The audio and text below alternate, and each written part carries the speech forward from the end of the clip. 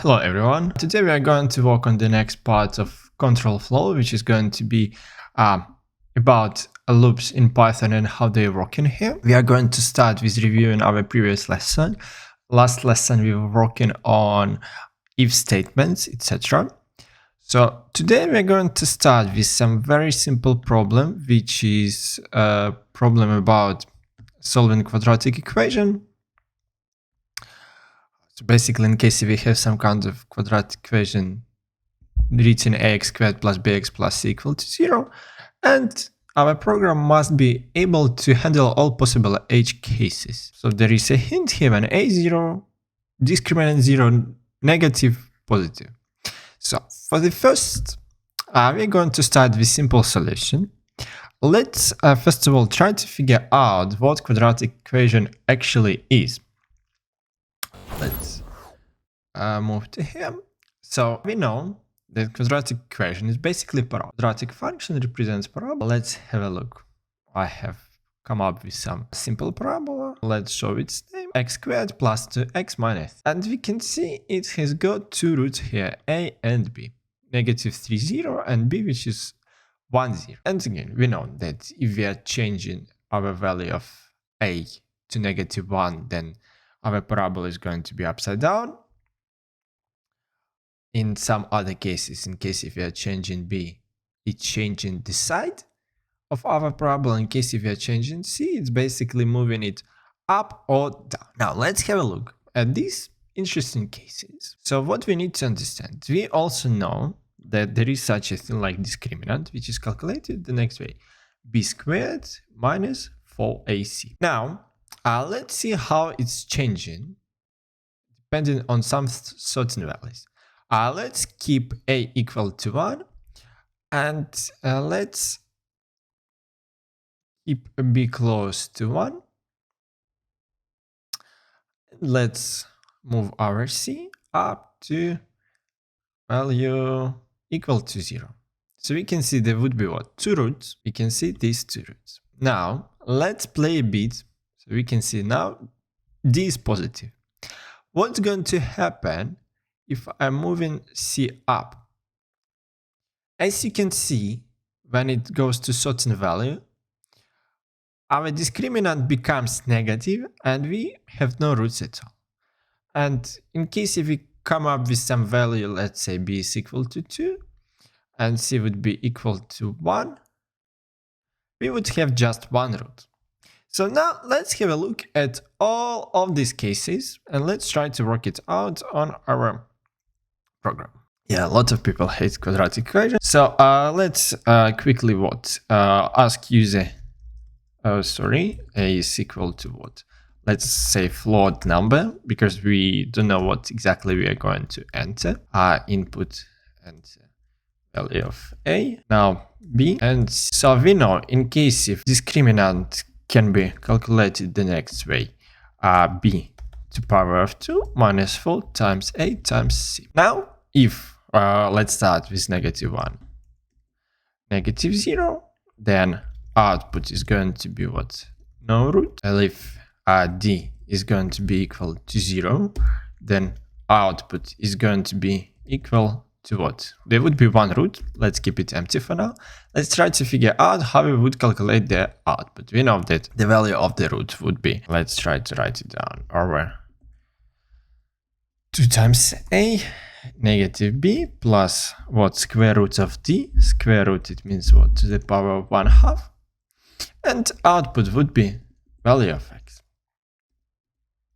And else, we know the discriminant is larger than 0. We would have what? Two outputs, which is plus and negative. And let's create some output. We are going to say that we would have x1 equal to this. And on the next line, we would print out the second value. Let's try to work it out. And now let's run our code. So let's see what's going to happen. We're going to use Python 13. So value of a, let's say it is equal to 1, 2, and 1. So what do we expect to happen? 1, 2, and 1. It's what? X squared plus 2x plus 1, which gives us x plus 1 squared. So negative 1. Let's make it look a bit more beautiful. Let's run it again. 1, 2, 1. X equal to negative 1. Okay. Worked out as expected. Let's try to work out what was example with 2 roots. Let's have a look at this example. So 1, 2, and 0. We can see roots are working as expected. Okay. And let's try another case. Let's put c equal to 2. 1, 2, and 2. 2 and 2. No root. Now, let's have a look at the next case. Let's assume that we decided to enter value of a equal to 0. So let's say a is equal to what? To 0. Going to allow us to get 0 here. Yeah. And we can see when a is equal to 0, our equation is turning, our function is turning into linear function. And still, the value of discriminant is going to be positive, which is going to be 4. So let's try to enter. So what is it? 2x plus 2. Let's 2 and 2. And it says float division by 0. Why does it say float division by 0? Again, let me show you what's going to happen. When the value of a is equal to 0, the function turned from quadratic function into linear function. So that's why it does not have any roots, because it cannot be divided by 0. So that's why we would need to do what? We would need to consider all of the cases when some of the values can become zeros. Now let's have a look at the b. What happens if we decide to turn b into 0? If we decide to turn b into 0, our line is going to be parallel to our x-axis, so there will be no roots at all. So what does it mean? So we need to consider the cases. Let's have a look actually what our code would show. In case if we decide to run 0, 0, and 2.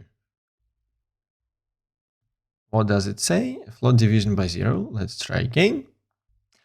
Yeah, of course, because discriminant is 0. It thinks that this is 0. Let's actually simplify it. We know that this is equal to 0, so we don't need to add anything. Let's try to run it again. 0, 0, 2. And we get again 0, float division by 0. So what could it mean for you during exam? In case if you don't get these edge cases, it might lead to losing some marks, 1, 2, 3 marks. It could be 8, 9 marks question, and not taking into consideration such cases would cost you 3, 4 marks at least, easily. So now let's have a look. I have prepared some of the solutions.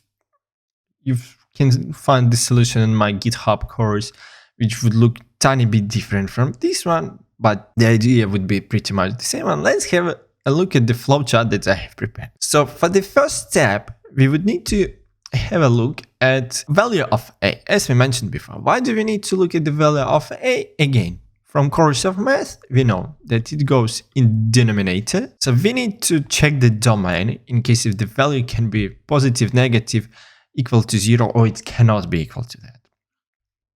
So we are checking in case if a is equal to 0. If a is equal to 0, we said that our function is turning into linear function. So we need to check if b is equal to 0. In case if b is not equal to 0, we are just getting one value. Linear equation solution. In case if c is equal to 0, then we would have what? Infinite amount of solutions. Because we would plug in any value of x and it would always be 0. In case if c is not equal to 0, then we know we are getting a line which is parallel to x-axis. This is the left branch that is going for b equals 0. In case if a is not equal to 0, then we are going to work out the solution that we just did about this part. But now let's have a look. I added one more solution here now. What happens in case if discriminant is not equal to 0 and is not larger than 0? So basically in case if it's negative. Also, you can compute complex roots. Let's have a look how you could do it. What can we come up with? And have a look at the values that we could use. 0, 2. Yeah, 0, 2. Let's see. And we get some complex roots. Square root of 2i and negative square root of 2. Again, this how you would work it out in case if you want to include complex numbers. To include complex numbers, you would need to input math module that allows us to take proper square root. Method sqrt allows you to take proper square root. Let's have a look again how we would apply it. Math.square root, let's say of 25. It would be 5. In case if we replace 25 with negative 5, it would not be able because again it cannot get the square root of negative value unless we are defining imaginary part, etc. Okay, so we worked this part out. Now we are going to our today's topic, which is going to be loops. So we are going to start with while loop. First of all, you might ask me why loops are even useful. So we are going to understand what cases we would be using loops for. So loops are useful in case if you need to do the same repetitive task. Let's have a look at while loop. What is while loop in Python? It's very similar to if statement, to if condition, but instead of if keyword, we are using while keyword. We are saying while some condition, and we are going to repeat the code block to execute. As we mentioned before, when we were talking about if statements, if condition, we were running the code for if only once, if condition was met. For a while keyword, we are going to run the condition as many times as the condition is met. So let's have a look at some simple flowchart. How it would be actually looking like. Possible to zoom in? Yeah. So again, in case if condition is true, we execute in code block and returning back to double checking if the condition is still running. In case if it's not running, we exiting the loop. So now let's have a look at the first very simple example of counting numbers from 1 to 5. So here we define the variable I equal to 1. We are checking the condition while our I is not larger than 5. And then we are printing, and after printing the number, each time we are going to increase it by 1. Why is it important? In case if we are not changing the value of I, then our expected output, let's have a look if it's really going to work that way. As we can see, it is going up to 5. Let's try to remove the condition. Let's see what's going to happen. And as you can see, it's going to be infinite loop, always printing 1. Let's stop the execution. So again, we need to run the condition, so it would stop at some point of time. Let me show you the next site. So the site is called Python Tutor, and it allows us to visualize execution of the code. So we can see what's happening. We created global variable I, which is equal to 1. And now we have a checking condition. Green line was just executed. Condition passed, so we are going to print the value of I. Now, our value of I was 1. After we are saying plus equal 1, we are increasing it by 1. And as we can see, we are going until step when I is turning to 5. Now we checked, okay, it is 5. Yeah, condition is met. So we are printing the value of, we are increasing our I became 6. Is our condition to be met? No, we finish execution of the loop. Perfect. Now let's rerun this part and let's go back to our code. We rerun this code. So now we can go back to other examples on while. Now let's try to work out some of the first natural and numbers. I mentioned before that we need to be really careful with names of variables that we are using. So we are going to use variable total that is going to sum all of the numbers together. Before we are starting some kind of a loop, as you can see, we are defining the variable equal to 0. So every time we would be updating some value. And we are defining the step. We are saying I is equal to 1. It is the first what? It is the first natural number. So we are saying while natural number is less than the natural number n that we entered from keyboard, we are going to update our value total. Yeah, we remember. So this is equal to what? Total plus y. Lines 7 and 8, they are replaceable. So let's have a look what's going to happen in case if we try to calculate the value of first 5 integers. So the sum of first 5 natural numbers is 15. Let's just double check that it is 1 plus 2 plus 3 plus 4 plus 5, which is equal to what? Which is equal to 15. What does it mean? That our code is working as expected. Perfect. Now, another example. One of my favorite examples that asks us to calculate sum of integer numbers. Sorry, sum of digits in an integer number. Let's have a look how it's actually working. So actually, let's split the problem into two problems. So in the beginning, we are entering some number without knowing how many digits we would have. As you remember, we have solved similar problem during the first lesson in Python where we done what? We knew that we had three-digit number to enter, and we were calculating manually all 3 digits. Now, what we are going to have, we don't know how many numbers it's going, how many digits is going to be in that number. It can be 1 digit, 2 digits, 10 digits maybe. So let's solve our first problem, which would be counting digits. Let's take it out so it would not confuse us as much. So what would we would create some variable temporary number where we would store absolute value of our number. Why do we need absolute number? Because again, we can have -10 and we can have 10, and both of them are going to have 2 digits. So what we are going to do here, we would extract the last digit as a remainder of division by 10. Yeah, so extract the last digit. And now after we extracted the digit, what do we want? We want to get rid of that digit. So we need to divide our number by 10, get of the last digit. After we manage to complete this operation, we are just updating count number. And we are still storing the value of digit. So let's have a look at number 10. How many digits we have? 19, 2 digits. Let's make it the number n. Did we use n? No, we used number. Let's try to enter negative value. -19, number of digits, 2 digits. Perfect. Now let's try to update our code by calculating sum. So what we do? We would create a variable that would store the total of all digits in the number, and for each iteration, we would increase the value at digit to total. Now let's have a look again. The same example. Let's use 1 and 9, which is going to be. Now let's try a more interesting trick. Something like -111. 3 digits, sum of digits 3. Let's try another example. -1, 2, 3, 4, 5, which is going to give us 15 that we checked before. Everything is working as expected. Now let's try to double check this code step by step how it's working on Python tutor. That's very interesting. It's asking us to enter some integer. Let's say again -1, 2, 3, 4, 5. So again, in the beginning, we have our value of number is equal to -1, 2, 3, 4, 5. Count and sum equal to 0, and temporary variable that got rid of negative part. Then we get the first digit, 5.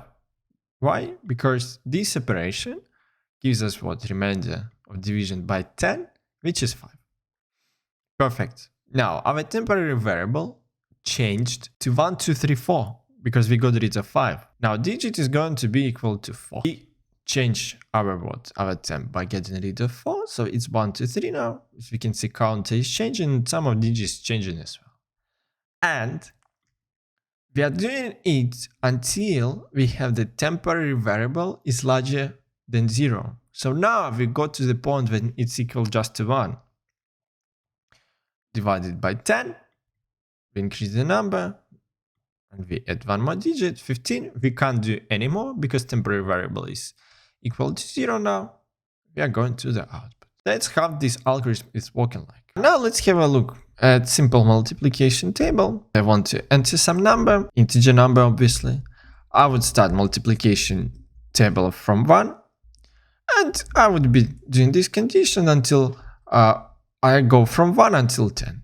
Basically the table that you learn in primary school. So now let's have a look What do we want? Let's use my favorite number, which is 7. So we would get multiplication table for 7 from 1 to 10. And let's see if the output is going to be like this, from 1 to 10. So I would like you to pay your attention to the beautiful output that I was using here. I put the value of number that we entered in the beginning, which was 7.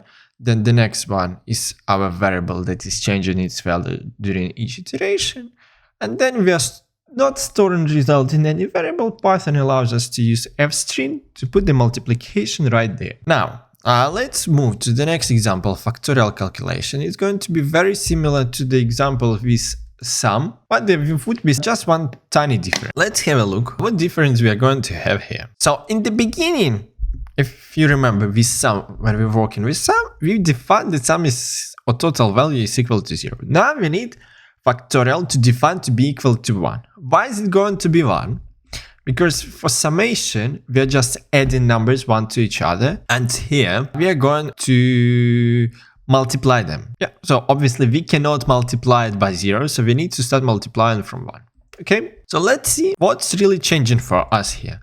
In case if we want to see the factorial of first few numbers, let me remind you the definition of factorial, that n factorial is equal to what? 1 times 2 times 3 times n minus 1 times. Do you remember this definition? I hope we do. So what would we need to do? We would need to multiply all of the first n numbers step by step, one by one. Let's have a look what's going to happen, how we are going to do it, and it's going to be absolutely the same way as it works with summation. If you remember, with sum we were writing down total equal total plus I. Factorial of this product, it would be product equal what? Product times I. Or how can we simplify it? We can get rid of this part and just replace it with equal. We have variable for product, which is factorial. So we are just multiplying it by I. And again, we are starting from 1. Let's double check that factorial. Do I have sample? No, I do not. But let's start with simple value as 1. 1 factorial is equal to 1. For 2, it's going to be equal to 1 times 2 is equal to. Now, for 3, it's going to be 6. For 4, it's going to be 24. For 5, it's going to be 120. Let's have a look what's going to happen if we decide to start from 0. Let's start 5 again. It says 0 because it would multiply it by 0. So it would cause an issue with multiplying by 0. You can multiply whatever number you want to by 0 and it will turn the entire expression into 0. So again, be careful with definitions here. It must be equal just to 1, not to 0. We can even make it look a bit more beautiful here. How can we make it look? We can move it to here and we would write down multiplication of each value. I apologize. Again, order of operation matters. As we remember, we were talking about this during previous lesson. So we need to print the value of r factorial before we increasing the value of. So we can see value of first factorials until 5. Let's have a look at the value of 10. And we can see that it's growing what? Exponentially. There is also one more way how you can write down the factorial. It's going to be called recursion. You're not going to learn it in GCSE, you're going to learn it in A level. But when we are going to learn functions, I will still show you how recursion works.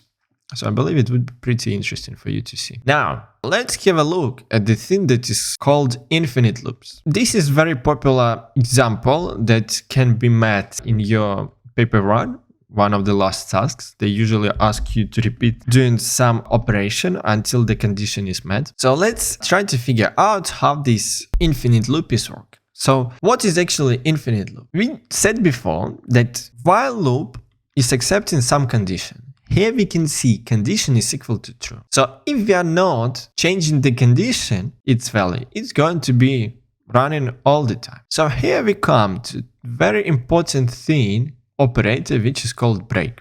We're going to go in details about this tiny bit later, but let's have a look at this example here. So inside of the loop, I'm asking user to enter exit to stop some loop. In case if the condition is met, the value is exit, then I would print the message exit loop and I would break it. So what does break mean?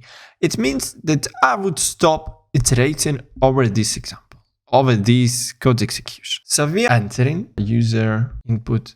It compares if it's user input asks us to enter something. Then, in case if it's exit, no. Then it tells us what we typed and we go back until we enter it exit. So let's see how it's working. Let me enter 1. Let me random 2 word. Now let's try to enter exit with different case. Condition was met. So we are ending our loop. So this is how the infinite loop works like. There is another example that we are going to use here for password validation. Instead of infinite loop, we can use a flag. This is a definition for variable that you are using that stores true value or false value. Yeah, basically variable that will be changed if the necessary condition is met. So again, let's try to get the flowchart. This is very interesting, by the way. Let me show you what's going on. I asked ChatGPT to show the code, Mermaid code for our Python code. It worked out pretty well with the first example, but for the second case, it said your request was flagged as potentially violating our usage policy. Why did it happen? Because I could have had some sensitive information stored in the variable password. So again, when you are sending something to ChatGPT, please be careful what you're sending to. Make sure you're not sending any sensitive information such as your phone numbers, your address, your parents' address details, documents details, phone numbers, what else? Obviously, bank cards details, etc. So let's have a look. So again, we are starting some password value. We are setting our access granted to false, and while not access granted, we are going to keep asking user to enter the password. And if the password is not correct, we are going to keep spamming the user with message, incorrect password, try again. In case if the user entered correct password, we are going to print out the message which says correct password. Let me switch back to cursor so you can see it as visualization. Again, we are setting password, we are setting value to access granted to false, and while we are not able to access to get access to our account, we will keep entering the password and we will print the message incorrect password. And we are going to print message access granted in case if we finish this loop, this circle, and password was correct. Let's have a look how we can implement it as Python code. So I have defined some random password, which says Python rocks, and by default access is not granted. So while access is what not granted, so not false, gives us what? True. We remember it from previous lesson. We will keep asking user to enter again and checking if the password is equal to correct password. We are not using lower or anything anymore because we need to keep the case correct in this case. And in case if this is correct, we are saying message access granted. And we are changing the value of access granted to true. So next time when we iterate into here, we are not going to pass the condition because not true is going to be false. Now let's try to write down correct one, Python rocks, and we can see execution has finished. Now, the next kind of loop that we are going to talk about, it's going to be for loop. What is it? It is a loop that is usually used to iterate through each object in a sequence. We will figure out what sequence is in a tiny bit in the first lessons, especially when we are going to talk about lists and strings, speaking ahead. String is an example of sequence, list is an example of sequence, set, tuple or tuple, whatever you prefer to call it, is an example of sequence, etc. But for our regular needs, it's just enough for us to work with sequence, which is called range. Range, it is a function that returns set of numbers from start value to stop value with some specific step. And there is one important thing that we need to remember, that it starts including the first value and it ends not including the value. So let's have a look at this simple flowchart for how our for loop is working. So we are setting up loop variable. As you can see, there is some variable that we define here, which would be having values starting from start value until stop value. And then checking if the variable is less than stop value. In case if it's yes, we are running this code block. and then we incremented variable by 1 or by step value. Let's have a look how we would be able to print the values from 0 to 4. As you can see, here I'm writing range equal to 5. So we can see we have what start, stop, and it says start defaults to 0. So every time when you enter just one value, it assumes that you entered end value and start value is going to be equal to 0. And the step by default is equal to 1. Let's have a look if it's going to work out. It's at 0, 1, 2, 3, 4. Again, 5 not included. Let's see what would change if we decide to change 0 to 5 here. Nothing is changed. And now let's try to end one step. Nothing changes. So in regular Python 3, most of the versions, it allows you to write down 0, 5, 1, and it's going to be values from 0 to 5 with step 1. What's going to happen in case if I'm trying to enter 0.5, 0, 5, and 2? It's going to be 0, 2, and 4. What's going to happen if I'm writing 5 and 2? I'll give you 15 seconds in chat to respond. Alex says nothing would happen. Anyone else got an idea? It's going to be 5, 4, 3, 2. Let's run the code. Alex was right. Nothing is going to be printed because we are moving from 5 to 2. Start is 5 and default step is equal to 1. Again, we have already met the final condition. So question to you, would I go down and print numbers from 5 to 2 inclusive, How do I need to change range? So it would go from 5 to 2 inclusive. Can you please write down on chat in format range, first value? 5, 1, and -1 you said. Let's have a look if Alex is right. -1. So it would be 5, 1, and -1. Again, -1 is our step. So we are moving from larger number to smaller number with negative step. Why it's 1, not 2? Because 1 is not going to be included, but 2 is going to be included. Perfect, boys. Well done. Good job. Now, let's have a look again how we can work out even numbers. Let's say we want to print out even numbers from 1 to 10. So again, we don't care about 1, so we can start from 2. And we are going to move this step. It's going to be 2, 4, 6, 8, 10. There is another way how we could do it. Let me show you. A lot of people would do something like this. Is equal to 0, then print, and people would also get 0, but if condition asked from 1 to 10, then we would just add 1 here. We can see both codes works equally, right? The first approach is obviously way more Pythonic way than the second one. Let's talk about using the underscore sign in loops. Let's say sometimes we are using some operations, some variables that should not be called again. So it's pretty common to store it in some variables that are not going to be used again. So just for fun, I want to print the same message 5 times. You can say for I in range 5, which would change your variable from what? From 0 to 5, and you would print hello world 5 times. But you're not going to use this variable I anywhere else anymore. So it's just a good practice to use it as and I'll show you a few more examples later, little spoilers right now in case if you want to write down something like this. 1, 2. So what would be stored in value of A? I'll give you 10 seconds to think what would be stored, what would be the output of this code. Alex says it would be 2. Let's have a look if Alex is right. It would be 2. There are also other more complicated conditions. This condition. But again, these examples, we are going to talk about them a bit later. And now let's have a look how we would be able to print multiplication table using for loops. The same approach as before. Before we used while loop, where we would do what? Where we would set up the value, we would increase it inside of the loop. Again, in case if you automatically increase value by 1, you don't need to use while condition. You just can use for loop. Let's have a look in number 7, which is going to be 70. From 7 to 7. Pretty much the same as before. Now, again, let's have a look at the example with factorial. Working in absolutely the same way as before. We don't need conditional. The only thing that we just need to multiply the number by what? Factorial by I that we define inside of this for condition using range sequence. The only important thing that we need to pay attention here to, we are using n plus 1. Let's have a look. If I decide to, we know that the value for factorial of 5 is 120. So in case if I write down just 5, it's going to be 24.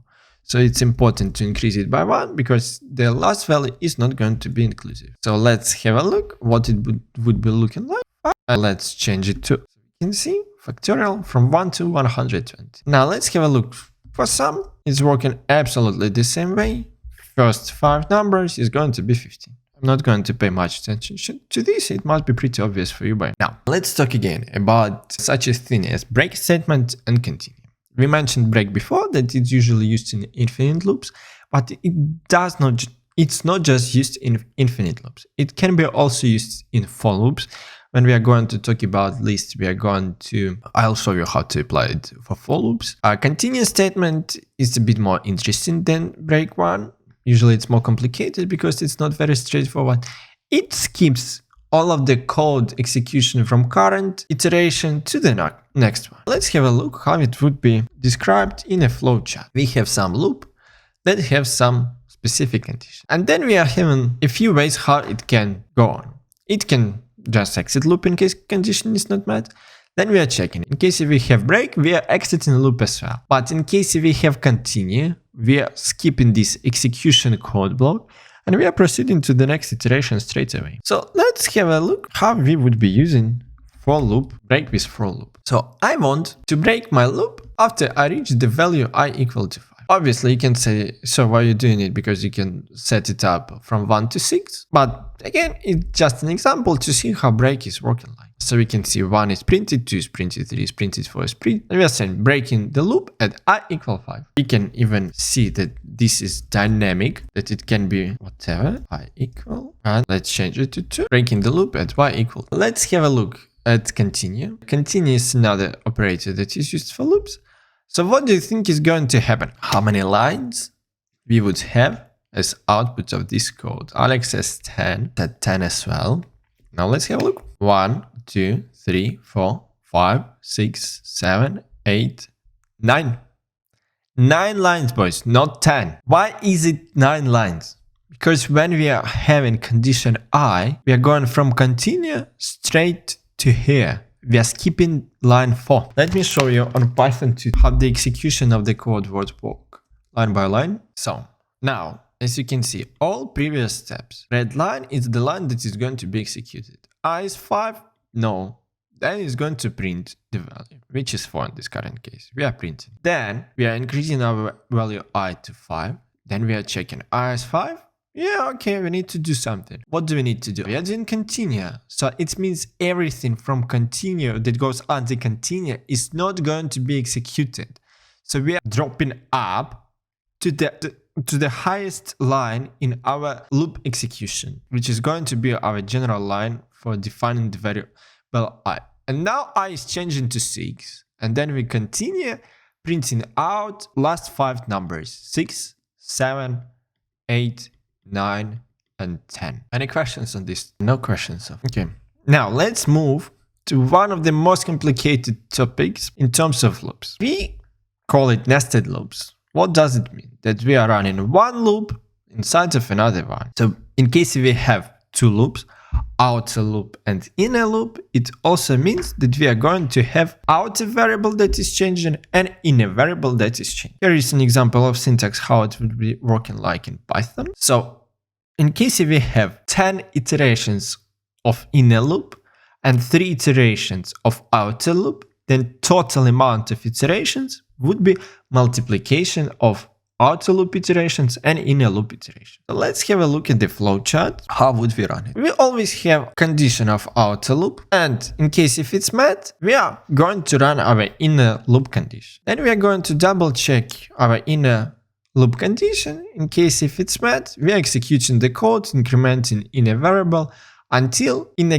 loop condition is not met. After we finish this loop, after condition is not met anymore, we are moving by increment after increasing last increment to our outer loop condition by incrementing outer variable. And then we're repeating it over and over again until the outer condition is not met. Let's have a look at the example. I suggest us to print some right angle triangle pattern using stars. So let's not enter anything. Let's use a number of rows that is going to be 5. So what we are going to say here? We are going to have a condition for how many stars we are going to use. We are going to have 5 lines. So we are going from the first line to the 5th line. We remember +1. Now, each condition for each line, again, this is outer loop. And this is going to be our inner loop. So in a condition, variable j is going to print as many stars as we want per line. So for the first line, 1 star, for the second line, 2 stars, for the third line, 3 stars, etc. So there are multiple ways how you can do it. I will show you 2 ways how you can print it out. So let's start with the first way. Let's try to check if it's going to work out. We can see, yes, it worked out as expected. So let's have a look at the code carefully. What's going on? So in the inner loop, we are starting for j value from j equal to 1 to I plus 1. So for the first line, j would be equal to what? In range from 1 to 2, not inclusive, so just 1. For the second, from 1 to 3, not inclusive, which is 2, etc. And we are going to print the star, and we are going to add the ending of the line as space, so we would be able to add extra value in the end. Also, we could have set another thing, line, create variable line, which is empty, and then plus equal star and space, and then we would just, print line in the end. So what happens here? We are creating empty variable line every time before we start our loop. Then, after, we are updating our line by adding 1 more star and space to the end of the line, and then we are adding line. When we are moving to the new iteration of outer loop, we are updating our line to the empty line, empty string value. Let's have a look if it's working as expected. Yes, it's working as expected. Again, you could have done it without spaces. The outcome would be pretty much the same. Now it's about aesthetics, but again, make sure to read carefully the task during exam if it's asking you to print spaces or not to print spaces. Now let's have a look what happens if we are not defining it in code. Let's say 15. We can see it's working as expected. Let's create a flowchart for this code. We are setting rows to value of 5. And we are setting our outer variable I to 1. We are checking while y is less than 5. Then we are going to create line, empty line, and j value to 1. We are writing the value of j while it's less or equal than y, incrementing this by 1, and adding 1 more symbol to our line. In case if this condition fails, we are printing our line and incrementing now I by 1. Every time we are going to new iteration of outer loop, the inner loop is getting what? Late. And there is one more example left for us today to have a look at some pyramid pattern, which is pretty much the same. Let me show you what's going on here. So we want to print numbers, some specific amount of numbers for each line. 1, 1, 2, 1, 2, 3, 1, 2, 3, 4, 1, 2, 3, 4, 5. So you can see the approach is absolutely the same as before. Let's try to use this code and to see if we can apply this approach. How would our code change here? Instead of a star, we would just use J. Let's have a look if it's going to work out. 5, it's working as expected. So again, this approach is called interpolation of J and concatenation. So this is pretty much it that we were supposed to cover during today's session. So there will be quite a few exercises for you to practice on some loop exercises, such as writing program to reverse given number using while loop. What else? I have prepared again for you a flowchart so you can try to implement into Python code. Then to check prime number, it's a very interesting problem using just for loop. Again, example is provided. To check Fibonacci series, flowchart is provided as well. Oh, okay. I will add flowcharts to these examples later, so you can play around with these exercises to strengthen your skill. Let me know if you have any questions. Okay, if no more questions left, thank you everyone for coming today. I was happy to see you. I hope you enjoyed this session. Don't forget to like the video and to write a comment below. To follow the channel if you're not following it yet. See you next time. Bye bye, take care.